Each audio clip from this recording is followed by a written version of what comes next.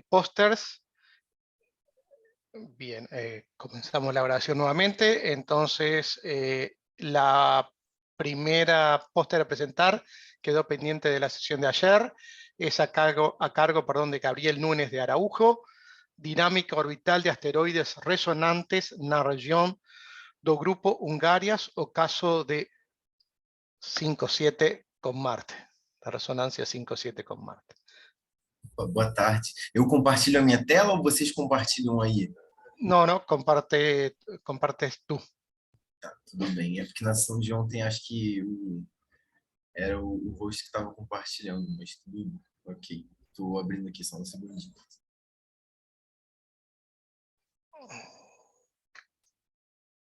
Son presentaciones de 3 minutos, o sea que a los 2 minutos tenemos que estar cortando.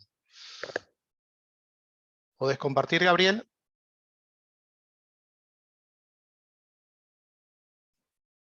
¿No se escucha? Opa, No. perdão. Ahora sí. Aparece para vocês? Sí, ahora sí, sí, se ve. Okay. Assim está aparecendo na apresentação ou Sí. não? Não está aparecendo para mim. No está apareciendo. Bueno. Eu vou, assim, então, assim vocês conseguem ver em tela cheia? Sí, se ve ahora sí. Bien. Ok, vou começar então. Boa tarde, meu nome é Gabriel Núñez de Araújo. Vou apresentar um pouco da minha pesquisa sobre dinâmica orbital de asteroides ressonantes no grupo dos Hungarias. Eu sou do Observatório do Valongo, da UFRJ, e meu orientador também, que é o professor Adriano Rodrigues. E a gente também tem colaboração do Anderson Oliveira, do Centro Universitário Geraldo de Biase. Então, o nosso grupo de estudos são os Hungarias, né, que são um agrupamento de asteroides no sistema solar interno, que orbitam o Sol entre a órbita de Marte e o cinturão principal. Né? A gente pode ver aqui algumas características do grupo. Ele tem altas inclinações, né, entre 15 e 30 graus, e excentricidades baixas a moderadas, né, entre 0 e 0,2. O que nós fizemos primeiramente foi mapear as ressonâncias presentes no grupo, e obtendo esse resultado aqui, esse é o gráfico da força das ressonâncias, das ressonâncias presentes no grupo.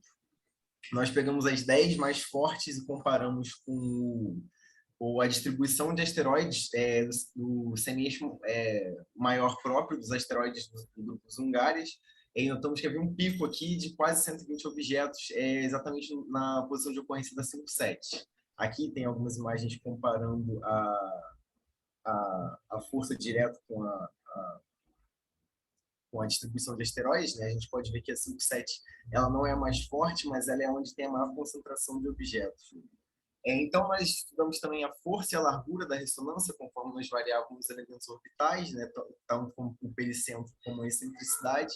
A gente notou que a força variava bastante, né, com a variação dos elementos orbitais, o que nos deu a impressão de que essa ressonância não seria tão estável, né, poderia ser talvez uma fonte só de estabilidade temporária. Além disso, a gente estudou o centro de vibração da ressonância também. Vimos que para valores diferentes de 180 ele circula, e em 180 ele é constante igual a 180. Fizemos o mesmo trabalho também mantendo a excentricidade fixa, né? Vendo que para valores acima de 0,15 da excentricidade, esse centro de vibração vai oscilar ao redor de 180. E realizamos integrações numéricas, né? De clones de objetos ali na região de ocorrência da ressonância 5-7. E obtivemos alguns resultados, né, que tem umas tabelas nos pôsteres, mas aqui a gente pode ver que é uma população com baixa taxa de eliminação, com alto... Gabriel, habría que ir terminando.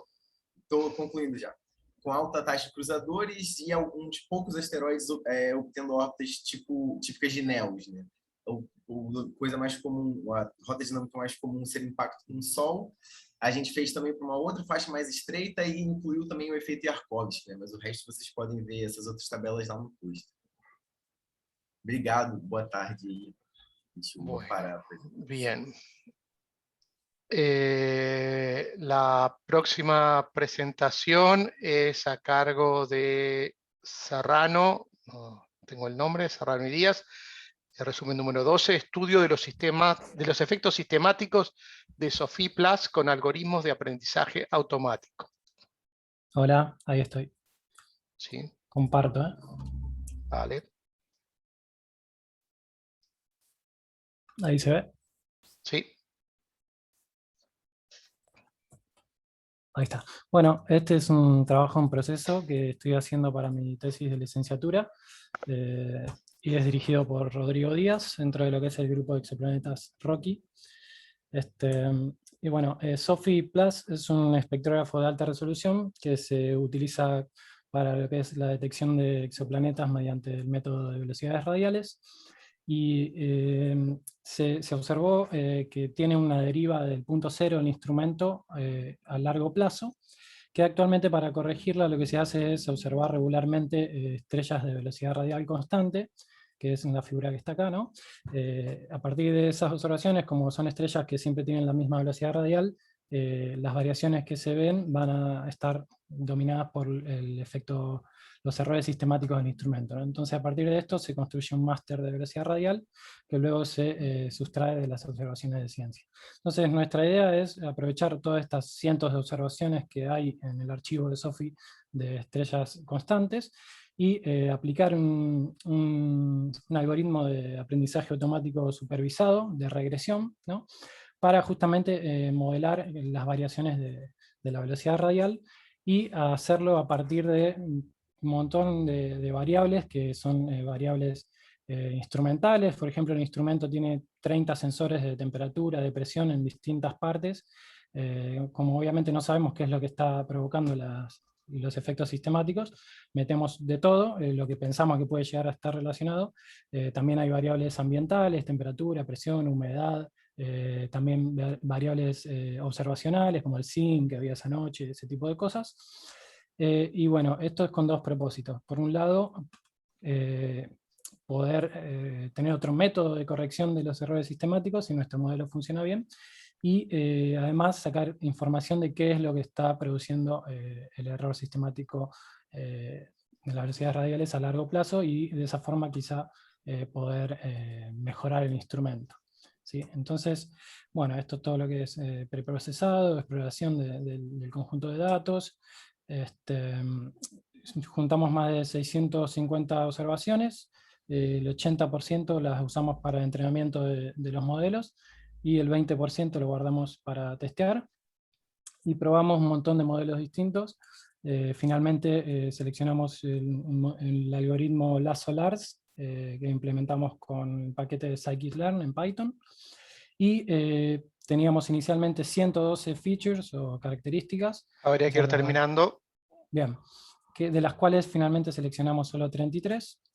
Y bueno, como resultado, el modelo predice cerca del 71% de la dispersión que se ve en las velocidades radiales, son bien explicadas por el modelo, y detectamos que la variable más importante para las predicciones es el drift, que es, bueno, después cualquier cosa, si me quieren preguntar, les explico eso porque ya no tenemos tiempo. Bueno, y acá en esta figura finalmente están las predicciones del modelo frente a los datos. Y por último, lo que nos queda hacer es probar el modelo en una estrella que no haya sido usada para entrenamiento, o en las mismas estrellas, pero en otro rango temporal, o sea, en observaciones nuevas de los últimos años. Bueno, muchas gracias. Bien, se pueden hacer, preguntas a través del chat si quieren, o algún comentario. La próxima presentación es a cargo de Víctor Latari y Rafael Sfaer, a contribución de corpos macroscópicos para manutención do arco do anel G. Víctor, ¿está ahí? Sí, aparece como hablando, pero no se escucha. Víctor. No se escucha, Víctor, ni se ve nada.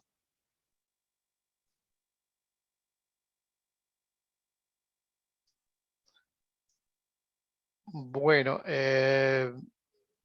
capaz que mientras Víctor soluciona su problema, pueden hacer un testeo de antes, testeo de la parte de acá, cuando ponen la flechita en mute, que pueden hacer test speaker and microphone. Háganlo antes y vamos a pasar a la siguiente, y después cualquier cosa volvemos a la presentación de Víctor. La siguiente, la número 14, es a cargo de Lucas Ferreira, Antonio Prado y Rafael Freire, mapeamento da estabilidade de órbitas ao redor de luas perturbadas por un terceiro corpo. A cargo de Lucas. ¿No se escucha, Lucas? No, tampoco.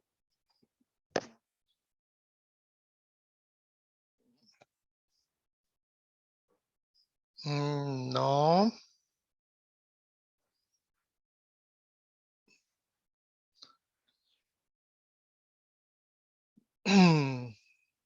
No se escucha.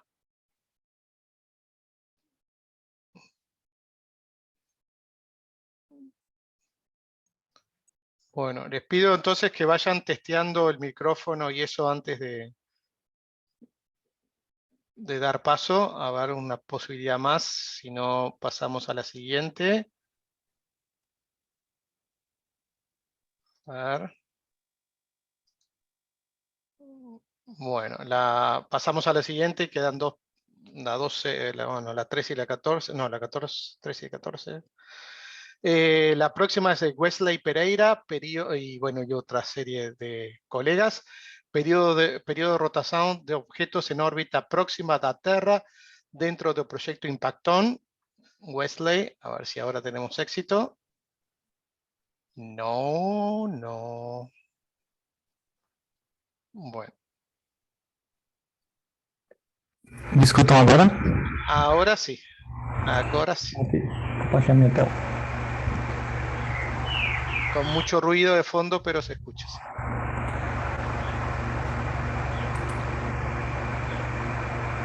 Bueno. Ok. E esse projeto, ele está dentro do projeto Impacton e ele é um projeto em andamento para o mestrado sobre a orientação da doutora Daniela Lázaro. Enfim, o objetivo é determinar o período de rotação de NEOs a partir da análise de suas curvas de luz. E com isso, a gente faz as observações no Observatório Astronômico do Sertão de Itaparica, utilizando o filtro R do sistema Johnson-Cousins. E a metodologia utilizada a redução é feita a partir do pipeline Impacton, que é uma plataforma desenvolvida pelo professor Jorge Márcio Carvalho para a redução de imagens do projeto Impacton e a obtenção de suas magnitudes. Aqui, ao todo, até o momento, a gente observou 14 NEOs que estão listados aqui nessa figura, e desses 14, conseguimos estimar o período para 4 objetos. O 2008, a F4, com um período de 3,44 horas. O 2010, CC19, com um período de 4,22 horas. E o 2016, AJ193, com um período de aproximadamente de 7 horas, e o 2011, YQ10, com um período de 4,77 horas. E aqui estão as curvas que obtemos, com uma dispersão considerável, porque a magnitude que obtemos com o pipeline é uma magnitude calibrada. Futuramente, a gente pretende implementar a obtenção de magnitudes relativas com o pipeline, com a esperança de diminuir a dispersão entre os pontos e a curva do período. E pronto, a apresentação é essa. Obrigado pela... Gracias a Wesley y a los pajaritos que lo acompañan. Y ahora la próxima presentación es, no sé si es Cristian Chupone, Adrián Rodríguez, Vivian Alencastro y Fernando Roy. Está en portugués. No sé si Cristian la va a hacer en portugués. Mapas dinámicos da resonancia 2.1, aplicación a los sistemas extrasolares TOI 216, K224 e HD 27894. Ah, no, va a presentar Vivian. Vocês estão me ouvindo? Sí, a ti sí. Deixa eu só achar vocês estão vendo a apresentação, né? Sí, correcto. Então, meu nome é Vivian, eu sou do Observatório Nacional aqui do Rio de Janeiro e eu vou apresentar um trabalho cujo primeiro autor é o Christian Giuppone e aqui estão também os outros colaboradores, o Adriano Rodrigues e o Fernando Roy. E como o Gonçalo já falou, o título do trabalho, né, a gente se concentra em fazer mapas para a ressonância de movimentos médios 2-1 planetária e a gente se concentra nesses 3 sistemas de exoplanetas. Esses sistemas eles foram caracterizados recentemente com parâmetros orbitais e eles têm a característica comum de apresentarem pelo menos um par de planetas com períodos orbitais comensuráveis, né, respeitando a razão 2:1. Então, o objetivo do nosso trabalho é analisar a dinâmica desses 3 sistemas e determinar se eles são de fato ressonantes. Então, para fazer o nosso trabalho, a gente busca na literatura, eu não sei se vocês veem meu mouse, mas a gente busca na literatura por parâmetros orbitais desses 3 sistemas e parâmetros físicos também, né, como as massas. E também é um modelo teórico que especifica pontos de equilíbrio para o ângulo crítico da ressonância 2:1, considerando os parâmetros desses sistemas. E aí, utilizando esses 2 conjuntos de informação, a gente consegue construir a grade para os mapas dinâmicos numéricos, que são, de fato, o que a gente usa para estudar a dinâmica desses sistemas. Então, para cada conjunto de sistemas, para cada sistema, a gente tem um conjunto de mapas. E aqui na esquerda a gente tem as principais conclusões do trabalho. A primeira é que as separatrizes que o modelo teórico utilizado prevê estão concordando bem com os nossos resultados numéricos, pelo menos com as estruturas que a gente observa. A segunda conclusão é que o TOI 216 está capturado em ressonância 2:1.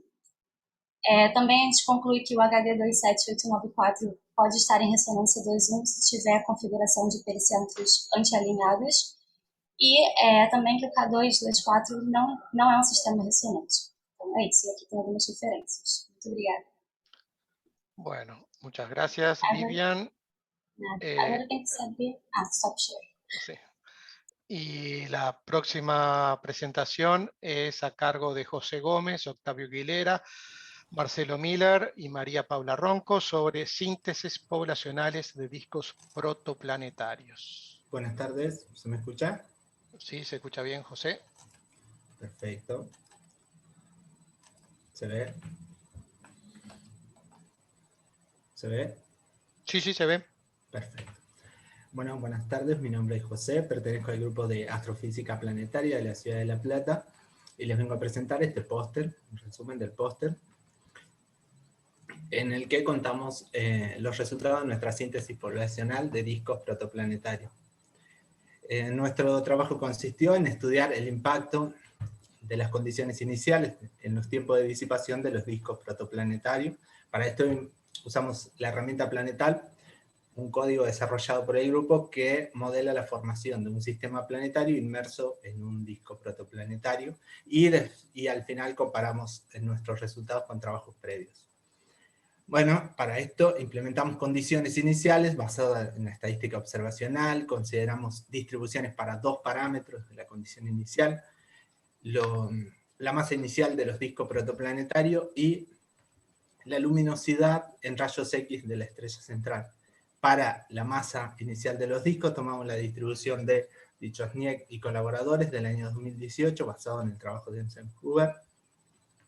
Tomamos una muestra de 1000 discos protoplanetarios para esta distribución y 3 valores para el parámetro de viscosidad alfa. Con esto logramos reproducir las observaciones de Ansel del 2017, los resultados del Mamashek del 2009 basados en observaciones y los resultados de la síntesis poblacional de Eisenhuber también del año 2021. Acá. Para las condiciones iniciales de la luminosidad, tomamos las distribuciones inferidas para los cúmulos de Orión y Tauro, basados en el trabajo de Monch del año 2021, y para para este caso también, para cada distribución tomamos una muestra de 1000 luminosidades y 3 valores del parámetro de viscosidad alfa. Bueno, con esto logramos, en este caso, reproducir la tendencia de los resultados del trabajo de Monge para la distribución de Tauro, y a la vez, usando las dos distribuciones, pudimos reproducir los resultados de Monge en diferentes intervalos de edad de los cúmulos. Bueno, para más detalle es el póster 17. Gracias. Bueno, gracias a José. El póster 18 de Michimani no se presenta. Pasamos al 19 entonces, a cargo de Milena Guimarães, Autumn Winter y Rosana Araujo. Estudo da dinâmica orbital no proceso de envelhecimiento do asteroide Ryugu. Milena. Olá, vocês me ouvem? Se escucha, sí, y se ve. Aqui. Boa tarde a todos, me chamo Milena, sou mestranda da Unesp Guaratinguetá. Hoje eu vou falar então sobre o estudo da dinâmica orbital no processo de envelhecimento do asteroide Ryugu. O objetivo deste trabalho é estudar a evolução orbital do asteroide Ryugu para computar a radiação solar devido a uma aproximação com o Sol e radiação acumulada na superfície do asteroide desde o momento em que ele se torna Neia até o presente momento, de modo que possa estimar o seu grau de envelhecimento espacial. Em palavras rápidas, o envelhecimento espacial é o processo associado à exposição direta ao ambiente solar, e também a sua intensidade depende da distância heliocêntrica. Nós escolhemos o asteroide Ryugu, pois recentemente a missão Hayabusa 2 mostrou que foi detectada a presença do efeito de envelhecimento espacial em sua superfície. Portanto, para nós podermos estudar a sua dinâmica orbital, a gente utilizou o integrador Mercury, cujas rotinas computacionais foram adaptadas visando registrar a distâncias de asteroide ao longo do tempo. Escolheu-se então um grupo de 7.000 clones, divididos em 7 regiões, inicialmente no cinturão principal interno na região, sob a influência da ressonância Mi6, e foram integrados para um futuro de 100 milhões de anos. Obtivemos resultados que somente 16 clones atingiram as órbitas bem próximas à órbita atual de Ryugu, e foram analisadas nesses 16 clones, e verificou-se a ocorrência de encontros próximos do Sol, onde recebeu um alto nível de radiação solar num curto período de tempo. Os clones que chegaram mais perto do Sol foram os 3.396, 3.841, a 0,145 naves astronômicas e a 0,212 naves astronômicas do Sol. Já para o cálculo do acúmulo da radiação que cada clone recebeu ao longo de sua vida, a gente utilizou a fórmula de radiância solar, onde ela é proporcional a 1/r², da distância ao Sol asteroide, que varia com o tempo. Portanto, foi realizado os gráficos dessas parcelas e verificou que o clone que recebeu mais radiação acumulada foi o 452. A gente vê, então, que não foi o mesmo que houve o maior encontro com o Sol. Portanto, nessa pesquisa, a gente verificou que pode sim ter havido encontros próximos ao Sol e que ocorreram entre os limites proposto em concordância com o Morata 2020, porém obtivemos êxito somente uma quantidade pequena de clones. Portanto, dessa forma, para aumentar o número de casos, está sendo estudado atualmente mais clones nas regiões iniciais dos 16 clones estudados nessa pesquisa. É isso. Obrigada. Bueno, agradecemos a Milena. La próxima presentación es a cargo de Viviane Peixoto y otros miembros del Lucky Star Team. Resultados de ocultaciones estelares pelo troiano Teikun. ¿Está dando para ver mi tela? No se escucha, Vivian. A ver. Se ve tu presentación, pero no se escucha. A ver. Está dando para escutar? Ahora sí. Boa tarde a todos, meu nome é Viviane, eu sou aluna do curso de Geologia da Universidade Federal do Rio de Janeiro, aqui no Brasil, e o que eu trouxe para apresentar é parte do meu projeto no Observatório Nacional. Nesse projeto a gente tem usado ocultações estelares, para estudar alguns objetos, e um desses objetos é o Teikun, que é um troiano de Júpiter localizado no ponto L5, que foi descoberto em 1988. Então, a gente tem dados para 2 ocultações estelares por esse objeto. Uma que aconteceu em 2019, com 2 cordas positivas, que podem ser vistas nessa figura de cima, e outra que aconteceu em 2020, com 3 cordas positivas, sendo que 2 delas são equivalentes, e que está nessa figura aqui de baixo.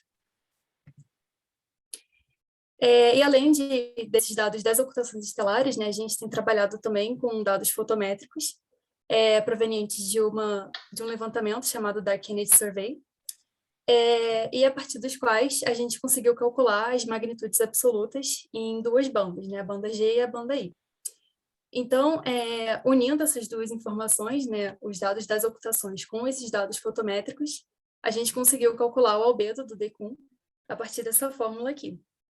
E o interessante, né, que essas características de tamanho e de albedo ajudam a gente a entender um pouco melhor sobre as propriedades superficiais desse objeto. Então, aqui eu coloquei os resultados que a gente consegue obter com essas 2 ocultações, né, que seriam esses valores de raio equatorial e achatamento, para o evento de 2019 e para o evento de 2020, e também as posições astrométricas, né, com uma boa precisão, coisa que a gente consegue com as ocultações estelares. E aqui são os valores de albedo que a gente encontrou. Eles foram calculados a partir do valor de raio equivalente, né, proveniente desses 2 eventos, de 2019 e de 2020. E isso foi feito para aquelas 2 bandas que eu comentei, né, a banda G e a banda I. Por isso que são esses 4 valores de albedo. Nos nossos próximos passos, né, a gente pretende observar outras ocultações pelo DECUM e também obter a curva de rotação dele para tentar entender um pouco melhor o formato. E além disso, a gente também tem comparado, né, os valores que a gente encontrou com aqueles já existentes na literatura, né, principalmente no que diz respeito aos valores de albedo. Bom, era isso. Eu me coloco à disposição para tirar dúvidas e muito obrigada. Bueno, agradecemos a Vivian. Ahora vamos a ver si podemos recuperar las presentaciones que no se hicieron de Víctor Latari sobre la contribución de cuerpos macroscópicos para la manutención do anel G. Víctor, ¿se pudo comunicar? No lo veo. A ver, ahora sí. Vemos a Víctor. Víctor, no se escucha. No. Y bueno, me parece que vamos a tener que saltear porque estamos un poco atrasados, si no. No se escucha y bueno, vamos a dejar, pasamos a la siguiente, que era de Lucas Ferreira. Boa tarde. A ver, ahora sí se Conseguem escucha, escutar? Lucas. Ok. Sí. Deixa eu compartilhar aqui. Vocês conseguem ver? Bien, y se ve tu presentación. Ok. Boa tarde, pessoal. Peço desculpa pelo problema técnico. Nosso trabalho vai falar um pouco sobre o mapeamento, né, da estabilidade de órbitas em redor de luas que são perturbadas por um terceiro corpo. A motivação desse trabalho vem de várias missões, né, espaciais que têm ocorrido e tem sido crescente o interesse pelo estudo mais detalhado de alguns satélites naturais, principalmente de planetas como Júpiter e Saturno, né? Muitas das missões que são feitas normalmente são realizados flybys até essas luas, então você não tem muito tempo para fazer um mapeamento ou um estudo mais aprofundado. Então, o objetivo do trabalho é justamente esse, é contribuir na investigação dessas órbitas, né, tanto de sondas como outros veículos, em torno desses satélites naturais, considerando a perturbação de terceiro corpo, que nesse caso seria uma perturbação proveniente dos planetas. Então, a ideia é criar mapas de tempo de vida útil, justamente em torno desses satélites naturais, nesse caso são satélites genéricos, né? Na metodologia, a gente considerou o pacote de integração Rainbound. Nós implementamos um satélite natural genérico, um perturbador, que seria o terceiro corpo, e uma sonda em torno desse satélite. E a gente fez essa simulação por um período de 477 períodos orbitais do satélite natural em torno, no caso, do planeta. E nós construímos esses mapas que dão um tempo de vida, aqui no caso está em períodos de satélite, numa escala logarítmica, e a gente observou que o semi-eixo e a excentricidade contribuem muito mais do que a inclinação inicial da órbita, né, dessas sondas.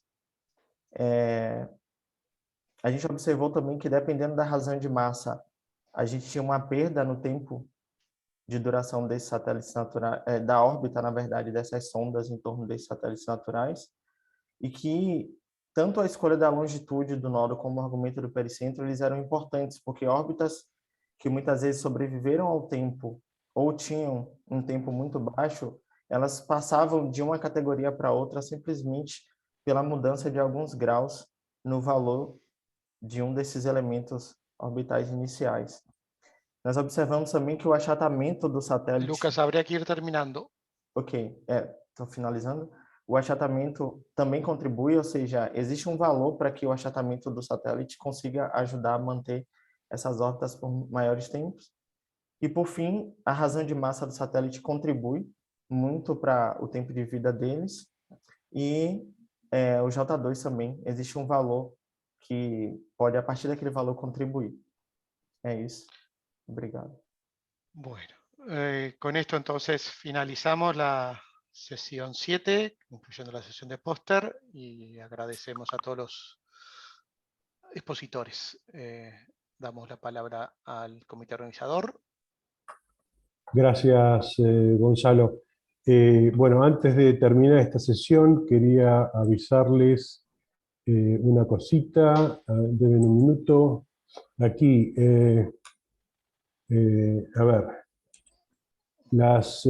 hemos logrado que la universidad nos permita utilizar su página de YouTube, y ahí van a poder encontrar las sesiones grabadas que ya están disponibles en el canal de la facultad. Ahí está el link. De todas maneras, le hemos mandado un mail a todos los inscriptos al taller con el link, o sea, con el mismo aviso que estoy dando yo acá. Ahí están las charlas que se han podido grabar, las que fueron autorizadas para grabar, y vamos a seguir agregando las siguientes sesiones, las sesiones de hoy y de los días subsiguientes. ¿Está? O sea que, bueno, al principio vamos a tener ese repositorio como para guardar lo que se ha podido grabar.